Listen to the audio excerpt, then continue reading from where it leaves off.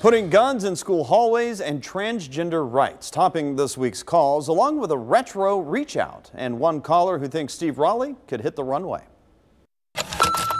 A new piece of legislation introduced in Columbus is making waves here. All government entities, that includes hospitals, courts, and schools, would be required to notify a parent if their child exhibits symptoms of gender dysphoria, meaning they identify as a gender other than the sex they were born as. The responses were swift as the story was shared more than 300 times, reaching more than 66,000 people. Lisa Young wrote, "Why can't the government just stay out of our business? A child should be allowed to figure things out for themselves and not be told who they are." Beth says, "As a teacher, I feel that is opening a can of worms. I am not going to ask a student about their gender identity or sexual preference. That should be a discussion with a parent or doctor or counselor." Josh chimes in, suggesting it was easier growing up when there were only two genders and that no one lives their life the way the Bible is written. He also says that it's sad that the government is forcing teachers to be bullies and possibly be the reason a child kills themselves. It's just so sad.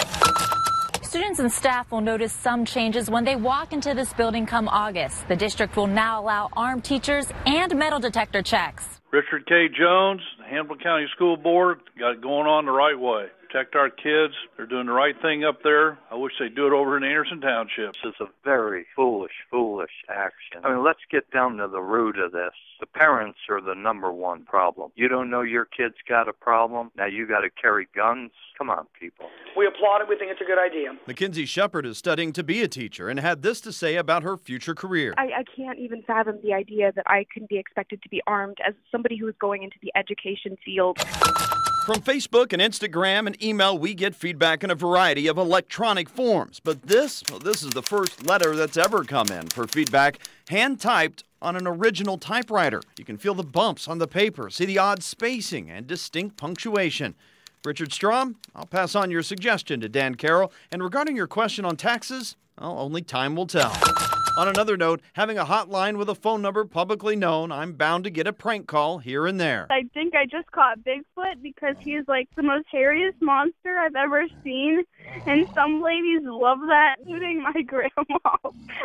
This kid calls quite a bit. I'm calling about Steve Raleigh. I want him to become a supermodel. Do you really think they don't know our number by now? Huh? Do you really think that? Well, perhaps your grandmother will explain a little thing known as caller ID. By the way, I do know your number. And also, I could see Steve hitting the runway. If you ever have a real comment on a story that we air, pick up the phone, though, and call the hotline at 513-852-4998.